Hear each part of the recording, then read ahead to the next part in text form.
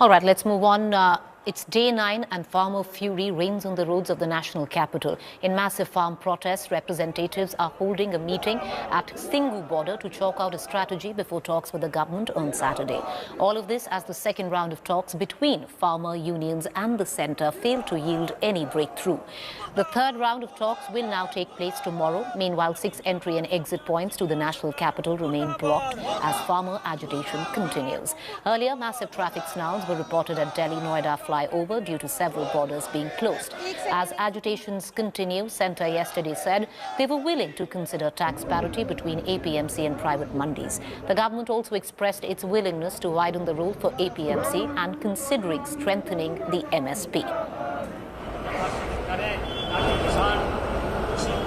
वो बिल बहुत खतरनाक है सारी जनता वास्ते।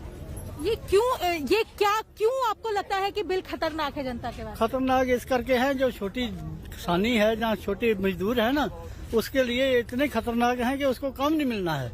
आगे तो बहुत गरीबी है भारत में, ये बिल लागू हो गए तो किसी को काम नहीं मिलना। बिल्कुल नहीं ठीक हुआ जी। उन्होंने तो सुझाव दिए है भाई हमने ये कि आपको फायदा होगा, लेकिन फायदा नहीं होना। जो हमारी जमीन है काश्तकार कर रहे हैं वो अडानी अबानी ले जाएंगे। सरकार इसको लंबा करना चाहती है। जैसे 2 महीने पंजाब में किसानों में टूर प्लाजों में, रेलवे स्टेशनों में, रिलायंस पंपों में प्रदर्शन किया, वे किसान थक जाएंगे, इसलिए सरकार उसको लंबा खींचनी चाहती है। ये लोग आकर के जो दिल्ली जाने वाली मेन सड़क है जिसपे तमाम स्टेट जुड़े हुए हैं, उस रोड को इन लोगों ने जाम कर दिया। हम लोग कल से इनसे रिक्वेस्ट कर रहे हैं कि आप इस रोड को खाली कर दीजिए। इसमें हजारों एम्बुलेंस प्रतिदिन जाती हैं, वहाँ मेडिकल चिकित्सा तमाम मरीज कोरोना काल में जा रहे हैं, लेकिन इन लोगों ने रोड को खाली नहीं किया।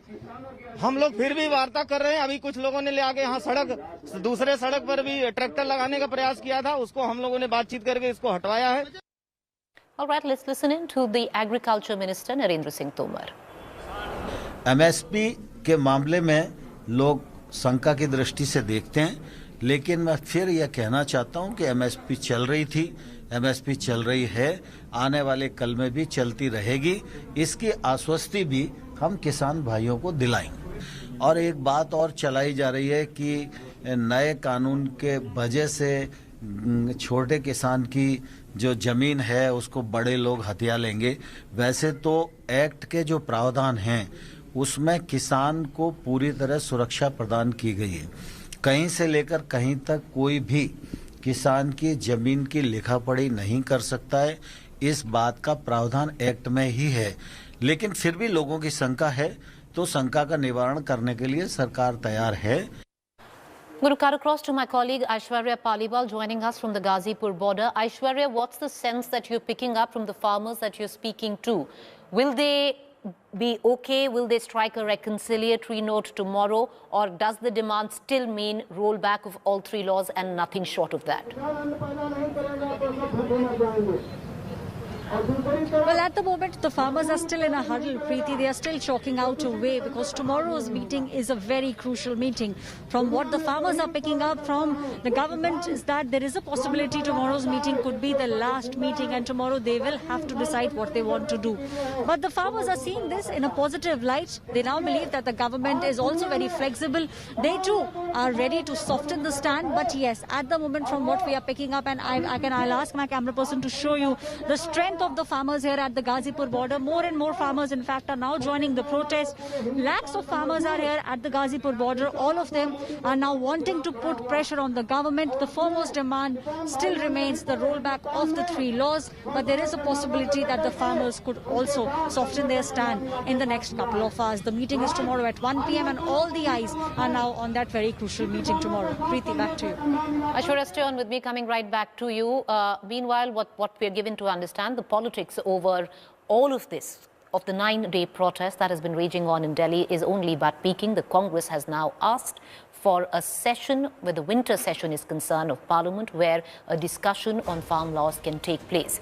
Well, opposition leaders have all come together in support of the agitating farmers. West Bengal Chief Minister Mamata Banerjee held a telephonic conversation with farmers, representatives from Haryana and Punjab.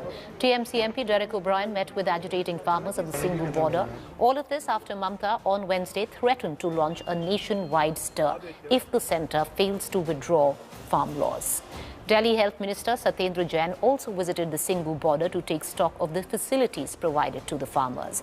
Remember, former Punjab Chief Minister Prakash Singh Badal has returned his Padma Vibhushan award in protest against the treatment meted out to the protesting farmers. मैं आप लोगों को सत श्री अकाल कहना चाहूंगी, आप लोगों को हम लोग शुक्रिया अदा करना चाहूंगी कि किसान का बाप ने आपने आंदोलन जारी किया है। मैंने भी मेरे को जिंदगी में 26 दिन हंगर स्ट्राइक किया था जब किसान का जमीन फोर्सफुली ले रहा था।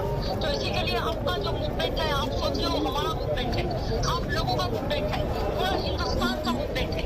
और हमारा बंगाल का जो भी मदद आपको चाहिए, हम भी काउंसिल इलाके किसान का प्रोग्राम किसान का समर्थन में हम भी शुरुआत करेंगे। और आप अगर चाहते हैं तो हमारा लोग भी हम मिल सकते हैं आपके लिए। आपका आपकी एंटी फार्मर्स लोन विंडो करना जरूरी है। एंटी फार्मर्स लोन जो तक नहीं विंडो करेगा, किसान के मूवमेंट आप जारी रखिए, हम लोग पूरा है। ममता दी ने खुद ये टेलीफोन कॉल करके करीब 200-150 डायरेक्ट बात किया, होशियारपुर से, अमृतसर से, तरन तारण से बात किया, बात सुना। और हमारा जो तृणमूल कांग्रेस से पूरा 100% सॉलिडारिटी ये किसान के साथ है। पार्लियामेंट में तो आप खुद देखा, तृणमूल को फेंक दिया, फिर पार्लियामेंट में हम लोग को सस्पेंड कर दिया, लेकिन ये आंदोलन जारी रहेगा। जो किसान है अपनी जायज मांगे लेकर बैठे हुए हैं, उनकी बातों को केंद्र सरकार को जल्द से जल्द मानना चाहिए।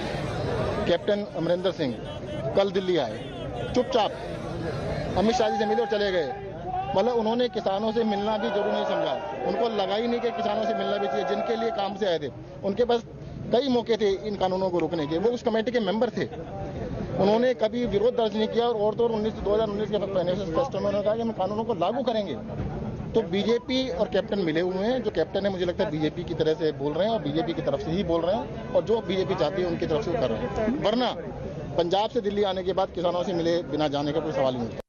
ये जिहड़ा पद्म भूषण मैनू गौरमेंट ने, जो मैं अपनी जिंदगी विच सेवा की है देश दी, पंजाब दी, किसानां दी,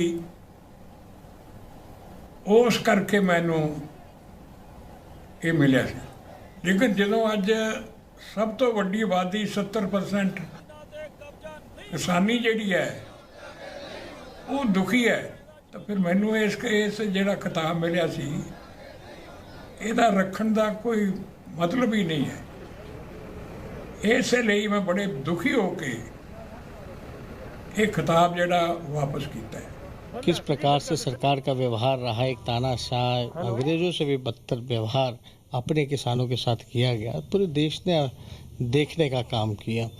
तो हमको तो समझ के पड़े हैं, जब सरकार कहती है कोई दिक्कत नहीं है, तो पार्लियामेंट का स्पेशल डे बुला करके आप जो है एमएसपी उसमें आप लिखित तौर पे आप संकल्पित कर दीजिए, नियम में लाइए। इसमें तो एमएसपी का कहीं जिक्र ही नहीं है। मौजूदा सरकार जो है एनडीए की, ये कहती है कि भाई 2022 तक जो है इनका आय को दुगना करेंगे, तो एमएसपी को माइनस करके आय दुगना कैसे होगा? ये तो सारा सर जो है छल है, लोगों को ठगने का काम किया जा रहा है।